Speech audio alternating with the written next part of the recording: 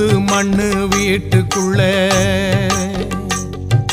குடியிருக்கும் நாகாத்தம்மா பச்சை பாலு வாசம் பார்த்து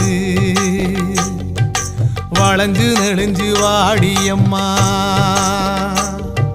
புத்து மண்ணு வீட்டுக்குள்ளே குடியிருக்கும் நாகாத்தம்மா பச்சை பாலு வாசம் பார்த்து வளைஞ்சு நெளிஞ்சு வாடியம்மா புத்த விட்டு வெளியே வந்தா புத்த முன்னு யாரு சொன்னா மச்சு வீடு கட்டி தாரோம் மனசு வச்சு வெளியே வந்தா